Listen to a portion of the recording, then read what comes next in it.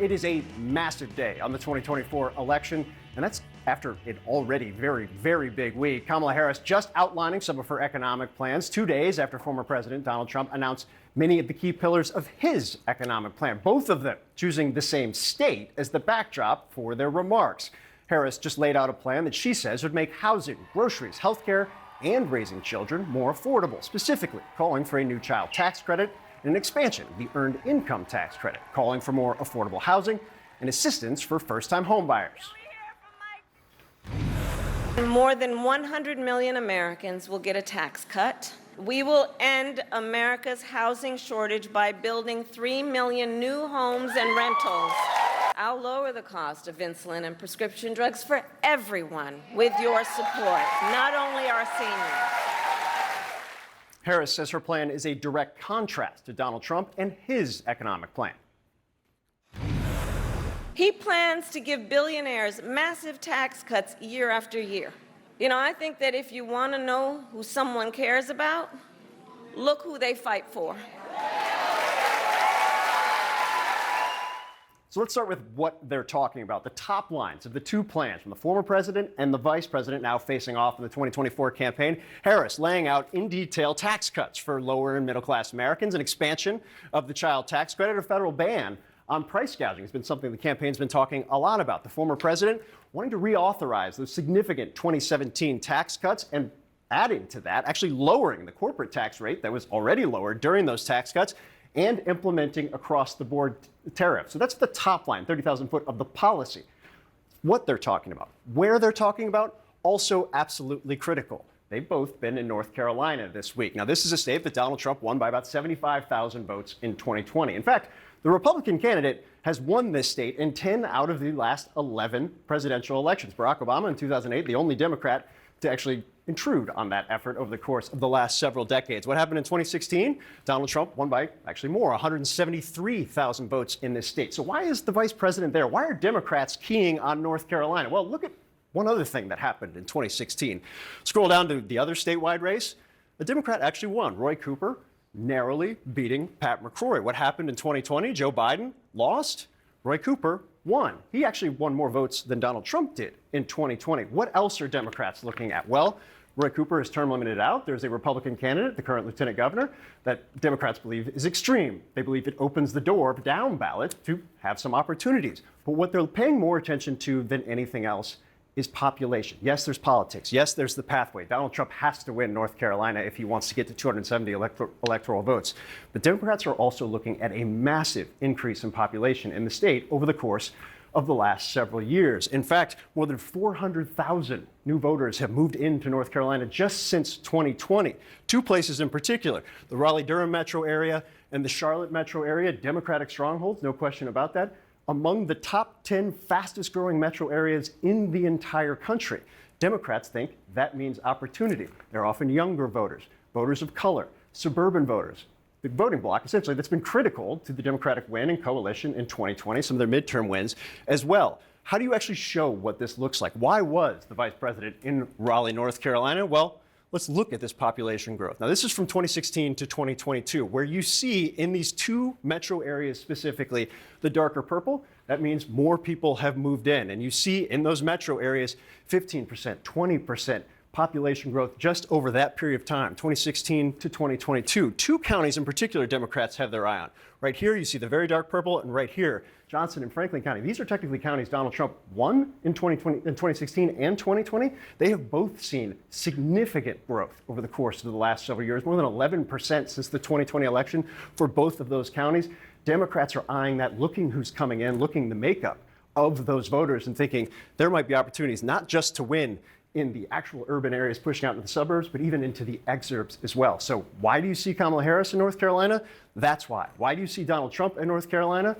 That's why. Why do you see both campaigns now starting to spend big in this state? We talk about the battleground states. North Carolina, for the better part of the last couple of weeks, has not been considered one of the top battleground states. And yet, at the very end of last month, moving into this month, all of a sudden you started to see Republicans spending money there. They know they have a real battle on their hands. So the economic policies, the political pathway, the population growth, Let's jump right into how all of this is playing with voters with longtime Republican pollster and strategist Frank Luntz. Frank, when it comes to the economic plans, we heard the vice president lay out part of her economic agenda today. Donald Trump, at his news conference yesterday, tried to get ahead and cast her as a communist. Take a listen. Now Kamala is reportedly proposing communist price controls. She wants price controls that leads to food shortages, rationing, hunger, dramatically more inflation. She's running on the Maduro plan. I think this is a different kind of a race. All we have to do is define our opponent as being a communist or a socialist or somebody that's going to destroy our country. Frank, I think that's the former president lays it out right there, right? We're trying to define our opponent. They're very clearly trying to define her as a communist. Her policies aren't communist policies, although they are aggressive in terms of how they operate within markets. How do you think that line of attack is landing right now? It isn't. And it's one of the reasons why Trump has been declining in every survey in just about every state over the last 3 weeks. The public absolutely wants to focus on inflation, on affordability. They absolutely care about prices for food and fuel, housing and healthcare.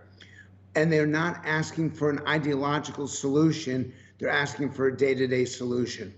What Harris proposed in the last few hours is going to play well with voters, at least initially, because they're looking at their wallets and their pocketbooks, and they're saying, I can't afford day-to-day life. Trump would be much better off comparing inflation under his administration versus the Biden-Harris administration. Much better off talking about the cost of a Thanksgiving meal, because that's something we can all relate to, rather than accusing her of being a communist, which is simply not credible. And this is what has happened in the campaign over the last few weeks, and it's one of the reasons why so many voters are taking another look at Harris, not because of what she says, but because of what Donald Trump is saying and how much they don't like it. Yeah, and you can tell Trump's advisors know exactly what you're saying. They literally put props behind him yesterday to try and make the exact point. They're trying to get him into that space. I do want to ask you, though, Frank, we heard Trump raise some eyebrows at a later event yesterday. It was an event on anti-Semitism. He was honoring the widow of GOP megadonor Sheldon Adelson. Yet in his praise for her, he appeared to take a swipe at veterans on some level. Listen.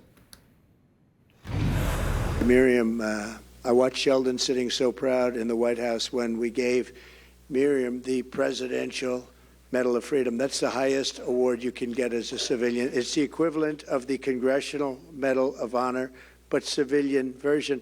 It's actually much better because everyone gets the Congressional Medal of Honor. That's soldiers.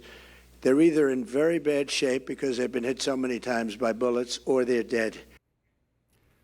Frank, as our resident expert on focus groups, what are the dials doing when people hear that? Well, that's not an attack on veterans. And actually, as the resident professor at West Point, I will tell you that I'm very attuned and paying close attention to any mention of veterans or men and women in honor, in uniform. In this case, that is not what he meant. And he sometimes has quite frankly difficulty because he's trying to wrap an attack or trying to figure out some way to paint a picture that is not favorable to his opponent. And sometimes he gets trapped up in what he says. In the end, the veteran vote is going to be important because it's nationwide. And if veterans participate, the typical vote is somewhere between 70 and 75% Republican. It matters that they participate just for the sake of their voice being heard. I think Trump has to be much more careful about what he says and how he says it. And I think he has to be really focused on paying respect to those issues and people and organizations that he agrees with. You're allowed to criticize, but you're not allowed to deliver ad hominem attacks. I'm very careful about what I say in your network, about what I say in all media, because in the end, we're so accustomed to delivering criticism and not sufficiently accustomed to delivering solutions. And that's what he should be focused on, and particularly the fact that he had a successful administration in many of these issues. He's not talking about it at all. He's just using it as an attempt to attack. Frank Luntz, as always, my friend, appreciate your time. Thank you.